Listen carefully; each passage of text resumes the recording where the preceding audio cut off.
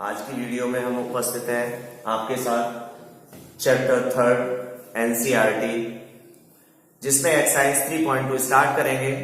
और इसकी स्टार्ट करने से पहले हम थोड़ा सा इसके कंसेप्ट को हाईलाइट कर देते हैं। हालांकि हमने एनसीईआरटी का इस चैप्टर का इंट्रोडक्शन एक स्पेशल दूसरी वीडियो बनाई है, उसमें आप देख सकते हैं। प्ले लिस्ट में आप क्लास 10 की प्लेलिस्ट खोलेंगे तो सभी उसमें वीडियो निकल आएंगे। तो देखिए, फिर भी हम एक बार हाईलाइट कर देंगे इसके कंसेप्ट का जो इस एक्सरसाइज में यूज हो रहा है। तो इस एक्सरसाइज में यूज होगा ग्राफिकली सॉल्यूशन। ग्राफिकली सॉल्यूशन के बाद इसमें हमारे पास हमने बताया था नेचर ऑफ लाइन, इसके बारे में भी हम थोड़ा नॉलेज दिया था। तो नेचर ऑफ लाइन के लिए हम थोड़ा सा एक्सप्लेन कर देते हैं कि जब हमारे पास a1 upon a2 not equal b1 upon b2, जब रेशियो अनइक्वल हो तो हम कह सकते हैं लाइन का नेचर कैसा होगा। लाइन इंटरसेक्ट करेंगे, line intersect at a point,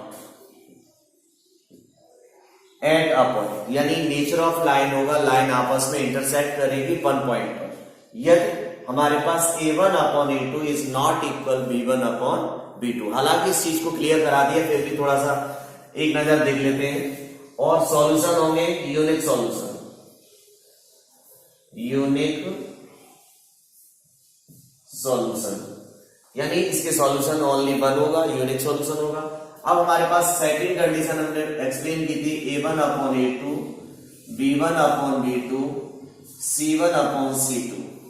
हमारे पास तीनों रेशियो इक्वल हो तो लाइन कैसी होंगी, कॉन्सिडेंट होंगी, यानी लाइन पर लाइन ओवरलैप कर रही होगी। तो हम कह सकते हैं कॉन्साइड या कॉन्सिडेंट लाइन्स। कॉन्सिडेंट मीन्स होता है लाइन दूसरी लाइन पर ओवरलैप कर जाए, यानी लाइन पर लाइन हो जाए। अब इसके सॉल्यूशन कितने होंगे, मैनी इनफाइनाइट सॉल्यूशन। अब थर्ड केस इसका आता है a1 upon a2 b1 upon b2 is not equal c1 upon c2। तो लाइन का नेचर कैसा होगा, लाइन कैसी होगी, पैरेलल होगी, कोई लीड नहीं करेगी, पैरेलल। ओके, जब पैरेलल होगी तो अब हमारे पास सॉल्यूशन कितने होंगे इसके, नो सॉल्यूशन। इसमें कोई सॉल्यूशन नहीं होगा। क्यों नहीं होगा, क्योंकि लाइन कहीं मीट ही नहीं करेगी। जब लाइन मीट नहीं करेगी तो उसका सॉल्यूशन भी नहीं होगा, क्योंकि मीटिंग पॉइंट उसका सॉल्यूशन शो करता है। इसमें वन पॉइंट पर इंटरसेक्ट कर रही तो वन सॉल्यूशन हो गया। इसमें इनफाइनाइट मेनी टाइम्स टच करेगी, यानी कॉन्सिडेंट लाइन है तो इसके इनफाइनाइट मेनी सॉल्यूशन है। इसमें इंटरसेक्ट ही नहीं करेगी, पैरेलल होगी, यानी नो सॉल्यूशन। ये हमने कंसेप्ट क्लियर करा दिया था, फिर भी हमने थोड़ा सा हाईलाइटेड कर दिया। इसके अकॉर्डिंग और भी इसमें आया जाएगा कंसिस्टेंट और इनकंसिस्टेंट।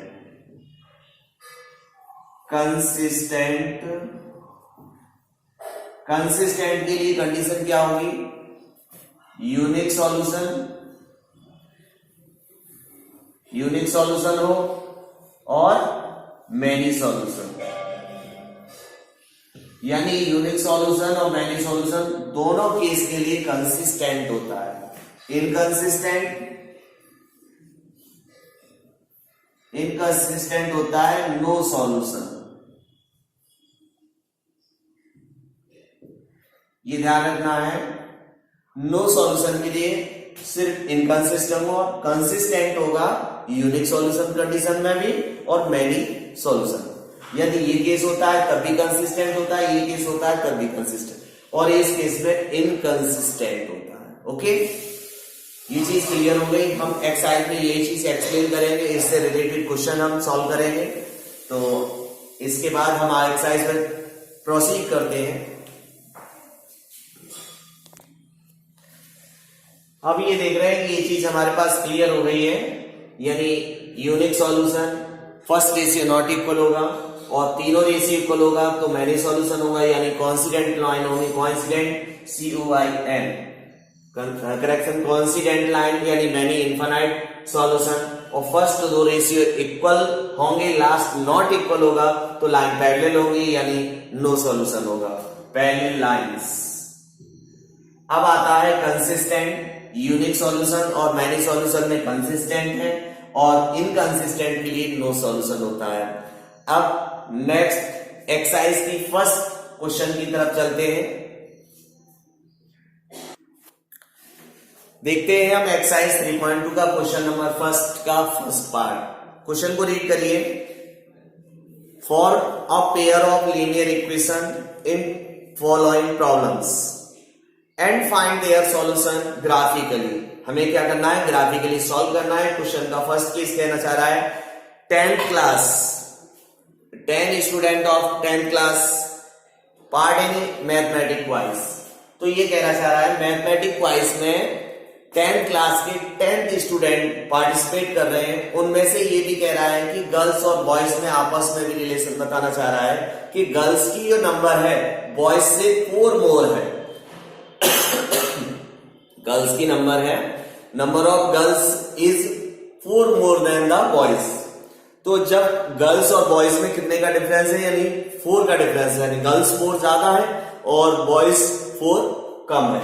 तो लेट कर लेते हैं हम number of girls equal to x, number of boys equal to y।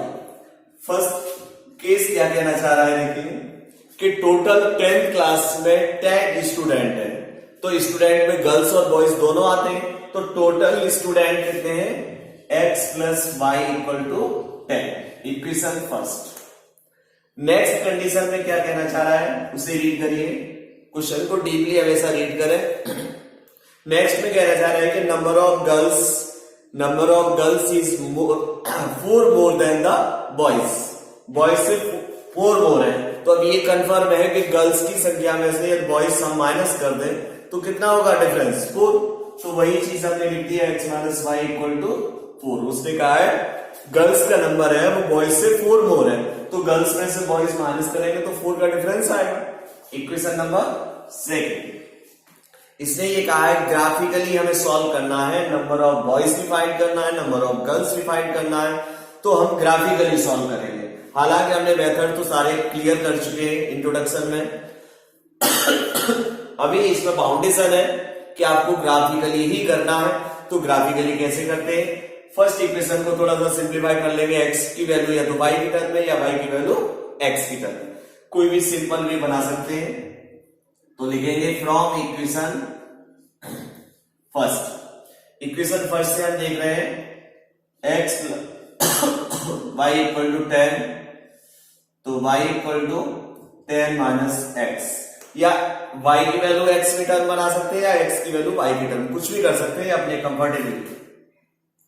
तो इसमें लेट करना है इफ यदि x की वैल्यू यदि हम लेते हैं कितनी 0, तो y की कितनी हो जाएगी 10 माइनस 0 इक्वल टू 10। फिर हम क्या करेंगे, इफ x इक्वल टू अब की बात ले लेते हैं 5, तो y की वैल्यू हो जाएगी 10 माइनस 5 इक्वल टू 5। अब ये 2 वैल्यू हो गई। वैसे तो आप 3 वैल्यू से निकालें, क्योंकि 3 वैल्यू में आपके गलती होने के चांस नहीं होंगे, क्योंकि 3 पॉइंट्स क्लियर हो जाएंगे। तो 3 पॉइंट से जो लाइन खींचेंगे तो स्ट्रेट जाती है तो आपका सही है, और 3 पॉइंट से ये लाइन स्ट्रेट नहीं हो रही है, इसका मतलब कोई ना कोई कोऑर्डिनेट बाय मिस्टेक हो गया है, यानी गलती हो गई है। तो इसलिए आप 3 पॉइंट निकाले, हम 2 पॉइंट से निकाले दे रहे हैं। तो 2 पॉइंट से हमने एक टेबल बना दी, x एंड y। x की वैल्यू हमने 0 ली तो y की वैल्यू कितना आया 10, x की वैल्यू 5 ली तो y की वैल्यू कितनी आई हमारे पास 5। तो ये हमने फर्स्ट इक्वेशन क्लियर कर लिया। अब सेकंड इक्वेशन और कर लीजिए, फ्रॉम इक्वेशन सेकंड इक्वेशन हमारे पास ये है, कोई सी वैल्यू किधर भी ले जा सकते हैं हम। तो x की वैल्यू हम y को उधर ले जाते हैं, तो y प्लस 4 या 4 प्लस y, ये वैल्यू फाइंड आउट हुई है हमारे पास। अब हम क्या देख रहे हैं, इसमें हम y की लेट करनी पड़ेगी। तो इफ y इक्वल टू हम 0 लें तो कितना होगा x equal to 4 plus 0 equal to 4। If y equal to अब की बार ले लेते हैं 6, तो x इक्वल टू हो जाएगा 4 प्लस 6 इक्वल टू 10। ये ध्यान रखेंगे, ये वैल्यू आप लेट कर रहे हैं, कोई भी लेट कर सकते हैं अपने हिसाब से। आसान वैल्यू जो सिंपल ग्राफ में शो कर सकते हो ऐसी लेट करेंगे। तो ये श्योर नहीं है, आपको ये जरूरी नहीं है कि आप हम बोल रहे हैं वही लेट करें, आप कुछ भी लेट कर सकते हैं। तो अब इसके लिए टेबल बनाते हैं x y। तो x हमने y लेट की है 0, तो x वैल्यू 4 फाइंड हुई है, और y 6 लेट की है तो 10। अब आते हैं, हमारे पास टेबल कंप्लीट हो जाती है। कंप्लीट होने के बाद इसके लिए ग्राफ बना लीजिए। हमारी वैल्यू सभी पॉजिटिव है, तो पॉजिटिव ग्राफ ज्यादा रिप्रेजेंट करना है।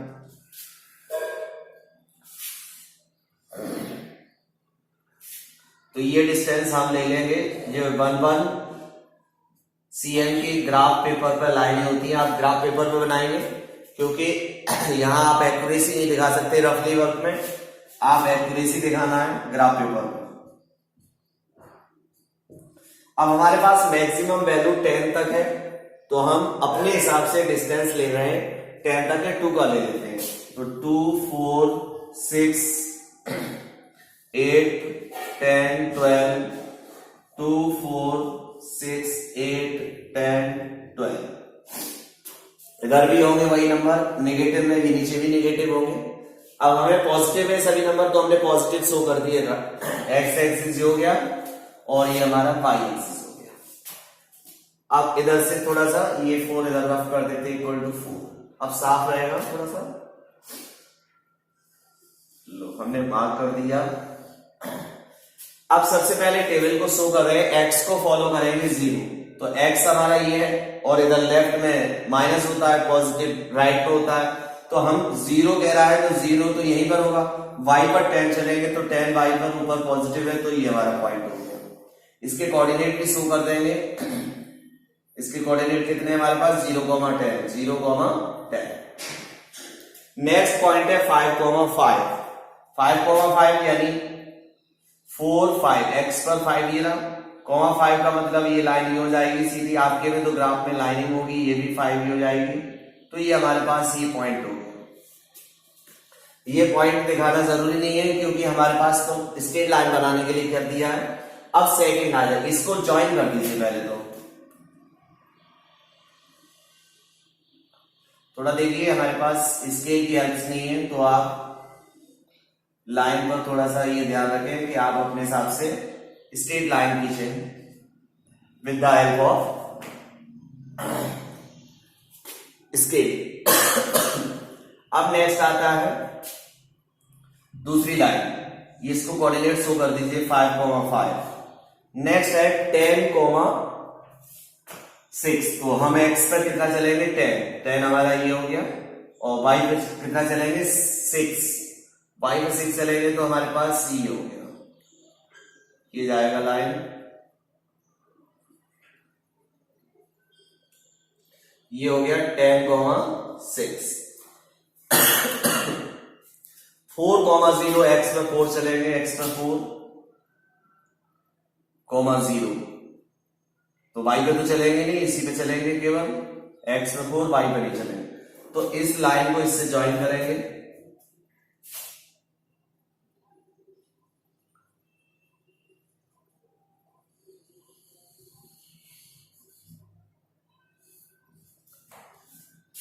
हाँ, तो ये लाइन हमारी ज्वाइन हो रही है। हमारे पास ये लाइन होंगी, इस लाइन पर नेम भी लिख सकते हैं हमारे पास। First x plus Y equal to 10, ये हमारे पास फर्स्ट लाइन थी, x plus Y equal to 10। ये सेकंड लाइन हमारे पास ये थी, x minus Y equal to 4। अब हमारे पास ये क्वेश्चन कहना चाह रहा है कि फाइंड द सॉल्यूशन, यानी number of girls number of boys graphically solve करना है। तो ग्राफ जहां मीट करेगा वो उसका सॉल्यूशन होगा। तो ग्राफ कहां मीट कर रहा है? ये मीट कर रहा है। तो मीट करने पर हम इसे नीचे ज्वाइन करेंगे लाइन को, ये ज्वाइन कर दिया। और इधर y की तरफ लाइन ज्वाइन करेंगे बिल्कुल स्ट्रेट में, तो हम ये देख रहे हैं कि इसके जो कोऑर्डिनेट फाइंड करना है हमें वो क्या है 2, 4, 6 और यहाँ पर 6 और 8 के बीच में यहाँ 7 आए, तो इसका कितना आएगा 7, x पे चले y में कितना चले 2/3, तो 7,3, तो x वैल्यू 7 हो गई, y वैल्यू 3, तो x हमने क्या लेट किया तो नंबर ऑफ वंस, तो लिखेंगे फ्रॉम ग्राफ, ये ध्यान रखेंगे कि जहां लाइनें मीट करेंगी वो उन दोनों लाइनों का सॉल्यूशन होगा, तो लाइनों का सॉल्यूशन 7,3 हो गया, तो ग्राफ से हम लिखेंगे number of girls equal to 7 और number of boys equal to 3, क्योंकि 7 हमारे पास x है और y है 3, तो वही 7x, x है वो गर्ल्स है और बॉयज है वो y है, तो ये हमारा फाइनल आंसर हो जाता है। तो नेक्स्ट क्वेश्चन की तरफ चलते हैं, आंसर चेक कर लें। अब हम क्वेश्चन नंबर इसी के सेकंड पार्ट पर आते हैं। सेकंड पार्ट बिल्कुल आसान है। सेकंड पार्ट में क्वेश्चन ये कहना चाह रहा है, एक बार रीड कर लीजिए। 5 pencil and 7 pen together 50 rupees and whereas 7 pencil and 5 pen together cost rupees 46, तो find the cost of pencil and pen. तो हम लेट कर लेते हैं cost of a pencil equal to x rupees, pencil सबसे पहले की बात आ रही है, पेंसिल की पेन आ रहा है बाद में, तो cost of a pen equal to y rupees. Okay, अब क्वेश्चन फर्स्ट केस आसान है, बिल्कुल सिंपल है। फर्स्ट केस में कहा है कि 5 पेंसिल 7 पेन, जब बताइए 1 पेंसिल x की आती है तो 7 पेंसिल की 5 पेंसिल कितने की आएंगे 5x, तो यहाँ 5x हो गया। ऐसे ही पेंसिल कितने लिए उसने 7 पेन लिए, पेन 7 लिए तो 1 पेन कितने का बाई का, तो 7 पेन 7 बाई, टोटल मिला के पैसे कितने हुए उसके 50, तो इक्वेशन फर्स्ट हो गया। अब सेकंड केस में क्या है, सेकंड केस में ले रहा है वो 7 पेंसिल, तो 7 पेंसिल यानी 7x और पेन कितने खरीद रहा है 5, तो ये हो गया 5 बाई इक्वल टू 46, टोटल उसने कितने रुपीस दिए 46। क्वेश्चन एक बार फिर समझ ले, क्वेश्चन ये कहना चाह रहा है कि उसने 5 पेंसिल 7 पेन मिलके दोनों कितने रुपए के लिए 50 रुपीज, तो हमने लेट किया cost of 1 pencil x rupees, cost of 1 pen equal to 5 rupees. जब 1 पेंसिल आ रहा है x का, तो 5 पेंसिल कितने के 5x की। ऐसे ही 7 पेंसिल खरीद रहा है तो एक पेन कितने का बाई का, तो 7 पेन कितने के होंगे 7 बाई, दोनों को प्लस करेंगे टोटल अमाउंट उसने ले लिया, सेम एज ऐसे ही इसमें किया है। अब इन दोनों को क्या करना है, ग्राफिकली टेबल बनानी है, टेबल बना के तुरंत ग्राफ बना देना है, तो ये आप सेम एज कर सकते हैं, तो ये आप खुद कर सकते हैं। तो करना है, नेक्स्ट क्वेश्चन की तरफ आते हैं।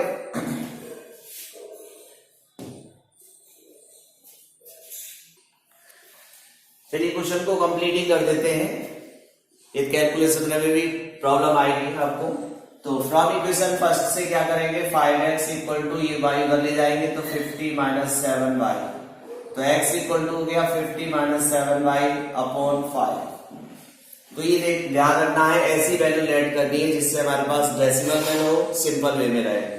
तो इफ हम x y की वैल्यू लेट करेंगे तो y की वैल्यू यदि 0 लेट करते हैं तो हम क्या होगा x equal to 50 minus 0 upon 5, तो 5 से कितने टाइम्स कट जाएगा। एक और y लेट कर लीजिए, y इक्वल टू अब की बार लेट कर लेते हैं 7 लेट करेंगे तो माइनस करने पर 5 से कैंसिल नहीं होगा, तो 7 5 सा 35, 5 लेट करते हैं y की वैल्यू, तो x इक्वल टू हो जाएगा 50 माइनस 7 इंटू 5 अपॉन 5, 7 5 या 35, 50 में से माइनस करेंगे 15 बचा अपॉन 5, 5 3 या 15 यानी 3 आया। तो इसकी टेबल हमारे पास बनके तैयार हो जाती है x y, x की वैल्यू हमारे पास कितनी है, y की वैल्यू 0 ली तो x की वैल्यू 10 फाइंड हुई, और हमारे पास y की वैल्यू यदि 5 लेती है तो x की वैल्यू कितनी आती है 3। ओके, ये वैल्यू हमारे पास हो गई। ये टेबल कंप्लीट है। अब सेकंड इक्वेशन के लिए काम करते हैं हम। फ्रॉम इक्वेशन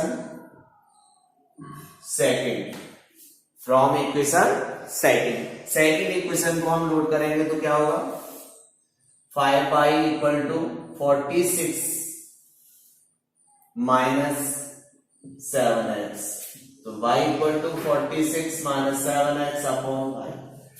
देखिए ये जरूरी नहीं है कि हमने इसमें x को इधर ले गए, इसमें y को उधर ले गए। आप कुछ भी, चाहे x की वैल्यू y के टर्म में या y की वैल्यू x के टर्म में कन्वर्ट कर सकते हैं।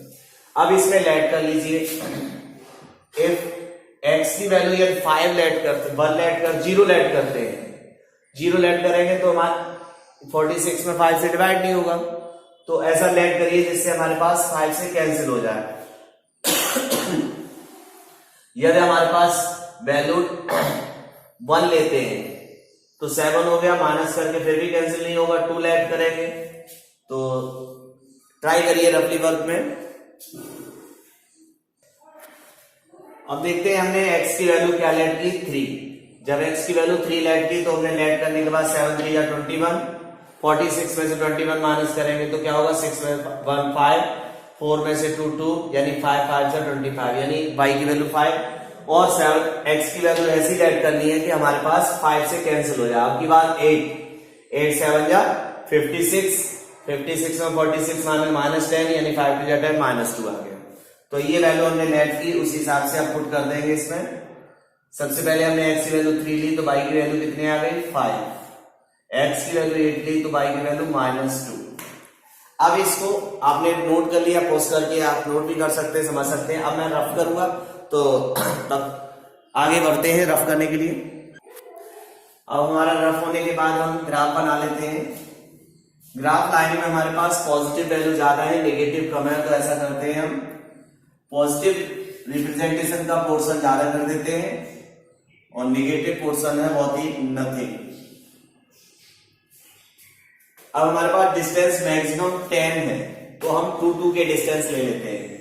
1 2 3 4 5 6 7 8, 1 2 3 4 5 6, 1 2 1।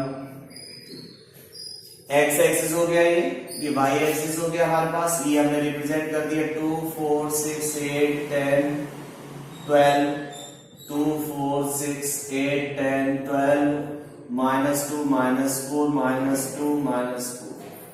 अब हमारे पास x पे 10 फॉलो करेंगे तो x पे 10 ये हो गया, y पर 0, तो यही हमारा पॉइंट हो गया फर्स्ट।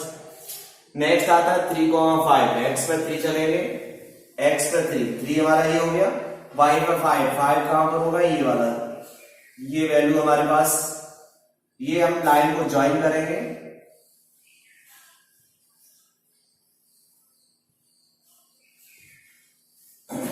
अब नेक्स्ट पॉइंट आता है नेक्स्ट लाइन के लिए, x पे 3 y पे 5, x पे 3 y पे 5, मतलब यही कोऑर्डिनेट दोनों लाइनों के लिए सेम मिल रहा है हमारे पास। अब नेक्स्ट हो गया 8 -2, 8 -2, x पे पॉजिटिव 8 -2 नीचे, ये आ गया हमारे पास। तो ये लाइन हमारे पास यहां से होते हुए हो जाएगी, तो ये लाइन ज्वाइन कीजिए।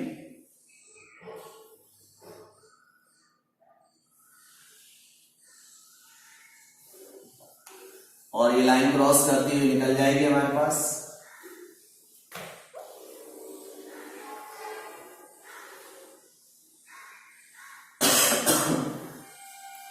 ये सेकंड लाइन हो गई। सेकंड लाइन के कोऑर्डिनेट इसमें शो कर दीजिए, 8 -2, और ये तो 3 5, ये हो गया 10 0। अब हमारे पास हमने बोला था कि इंटरसेक्शन पॉइंट ही इसका सॉल्यूशन होता है, तो इंटरसेक्शन इन दोनों लाइनों का 3 5, तो हमारे पास क्या होगा, देयरफॉर हमने x किसे माना, pencil, the cost of a pencil कितना हुआ, x की वैल्यू कितनी हो गई, 3, तो ₹3। अब हमारे पास y वैल्यू 5 है तो लिखेंगे y को हमने लेट किया the cost of pen, the cost of a pen equal to ₹5। ये हमारे पास क्लियर क्वेश्चन हो गया। आंसर चेक कर लें। नेक्स्ट क्वेश्चन सेकंड का फर्स्ट पार्ट और सेकंड दोनों पार्ट हमने नोट कर रखे हैं। क्वेश्चन में कहना चाह रहा है कि comparing A1 upon A2, B1 upon B2, C1 upon C2 हमें कंपेयर करने हैं। इस कंपेयरिंग के माध्यम से हमें बताना है find whether the line represent following pair of linear equation intersect at A point, या कोइंसाइड या पैरेलल। हमें इन कंडीशन में से एक कंडीशन बतानी है, कौन सी कंडीशन इस पे अप्लाई हो रही है। तो सबसे पहले हम रेशियो पता करते हैं A1 अपॉन A2। A1 क्या होता है, x का कोफिशिएंट, तो 5/7। अब हम निकालेंगे किसकी वैल्यू, B1 अपॉन B2, तो B1 B2 क्या होते हैं, -4/6, यानी कैंसिल करेंगे तो 2 टाइम्स, ये 3 टाइम्स -2/3। अब हमारे पास नेक्स्ट है C1 upon C2। C1 C2 की वैल्यू है 8/-9। अब गौर से देखना, A1 अपॉन A2 की वैल्यू 5/7, ये -2/3, ये कोई भी रेशियो इक्वल नहीं है। तो हमारे पास तीन कंडीशन हमने तैयार की थी, रेडी की थी, जिसमें फर्स्ट में 2 रेशियो नॉट इक्वल थे, तो इसमें फर्स्ट 2 रेशियो नॉट इक्वल आ रहे हैं, तो हम लिख देंगे सो A1 upon A2 is not equal B1 upon B2। देखिए फर्स्ट 2 रेशियो नॉट इक्वल हो गए, तो तीसरे की हमें कोई रिक्वायर नहीं है, कोई भी जरूरत नहीं, नीड नहीं है, तो हम इसको यहीं पर लिख देंगे। जब नॉट इक्वल है तो कंडीशन होती है यूनिक सॉल्यूशन, यानी नेचर पूछा है, इंटरसेक्ट कर रही है, पैरेलल लाइन हो रही है या फिर कोइंसिडेंट है। तो अब हमें क्या पता चल रहा है, यानी line intersect at a point, तो लिख देंगे इंटरसेक्ट एट अ पॉइंट। ये फाइनल हमारा आंसर होता है, इसलिए यही पूछा है, लाइन का नेचर पूछा है, लाइन कैसी है, लाइन इंटरसेक्ट करेगी एट 1 पॉइंट पर। सेकंड वाले में भी यही चीज है, A1 अपॉन A2 हमारे पास 9/18, यानी 9 to 80, यानी 1/2। B1 अपॉन B2 की वैल्यू हमारे पास है 3/6, यानी 3 1 3 2 6, 1/2। C1 अपॉन C2 की वैल्यू है 12/24, यानी 1/2। यानी तीनों रेशियो इक्वल है, A1 upon A2, B1 upon B2 and C1 upon C2, तीनों रेशियो इक्वल होते हैं। तो देन हम कह सकते हैं, क्या कह सकते हैं कि लाइन कोइंसिडेंट होगी, line are coincident, line coincident होगी। अब थर्ड पार्ट रह जाता है, थर्ड पार्ट के लिए भी लॉ बता देते हैं, 6x - 3y, 6x - 3y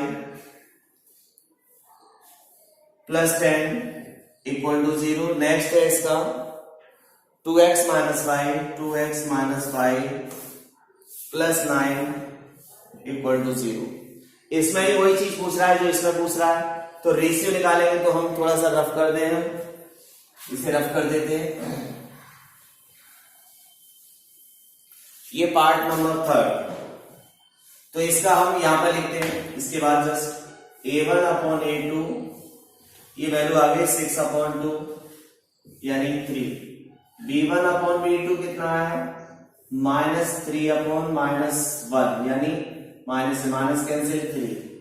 C1 upon C2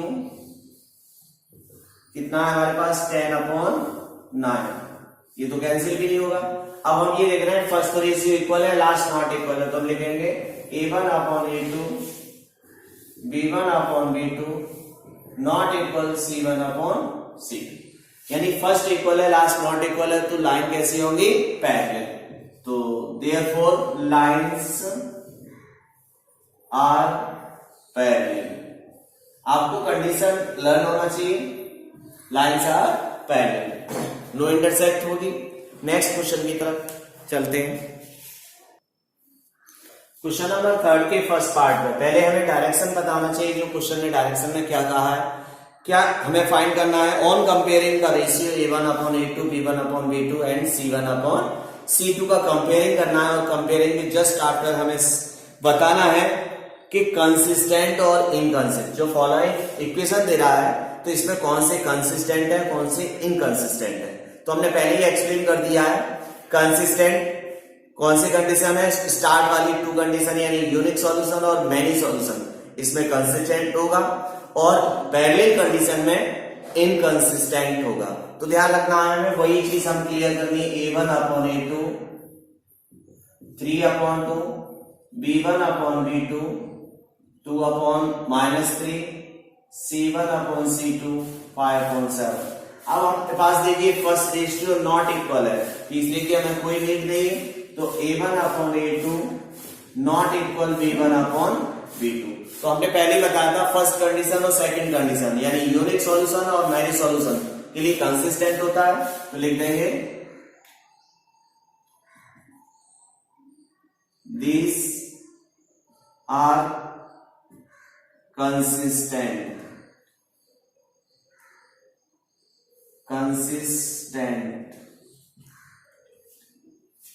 ये कंसिस्टेंट हो गया। अब नेक्स्ट आता है इसमें देखिए a1/a2 2/4 यानी 1/2 b1/b2 -3/6 माइनस से माइनस यानी 1/2 c1/c2 यानी 8/9। यानी फर्स्ट दो इक्वल है, यानी a1/a2 equal to b1/b2 not equal c1/c2। यानी फर्स्ट दो इक्वल है, लास्ट नॉट इक्वल है, यानी पैरेलल लाइन है। पैरेलल के लिए क्या होता है? इनकंसिस्टेंट, यानी नो सॉल्यूशन होगा, तो लिख देंगे इनकंसिस्टेंट। ये इनकंसिस्टेंट हो गए। ऐसे ही सेम एज थर्ड वाले पार्ट के लिए चलते हैं हम। थर्ड पार्ट में क्या है? इसमें 3/2x + 5/3y = 7 और 9x - 10y = 7। इसमें भी कोई चीज करना है, इसमें भी a1/a2 क्या आएगा? 3/2/9। ये अपॉन का अपॉन है, ये दो, तो ये नीचे आ जाएगा, इसके अपॉन मानना 1 माना जाएगा, ऊपर में 2 आ जाएगा इसमें, तो 3/2 × 9 3 2 = 6 यानी 1/4। अब b1/b2 कितना होगा? -10 5/3/-10। तो देखिए ये 3 इसके साथ आ जाएगा, 5/3 × 10 यानी -5 या 15 माइनस के 1/3। देखना उसमें आ गया 1/4, इसमें आ गया -1/3। अब हमारा फर्स्ट ही नॉट इक्वल आ रहा है, तो हमें नेक्स्ट कंडीशन की निकालने की जरूरत ही नहीं पड़ रही। हम लिख देंगे a1/a2 is not equal c1/c2, तो ये हमारे पास हो जाएगा कंसिस्टेंट। ये कंसिस्टेंट हो गया हमारे पास। इससे बाकी पार्ट भी ऐसे ही कर सकते हैं आप। देखिए हमारे पास क्वेश्चन इस वीडियो में बस इतना ही रखते हैं, वीडियो लेंथी हो जाएगा।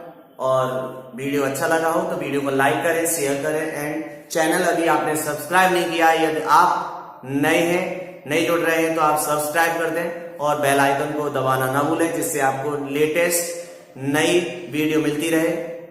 Thank you, bye.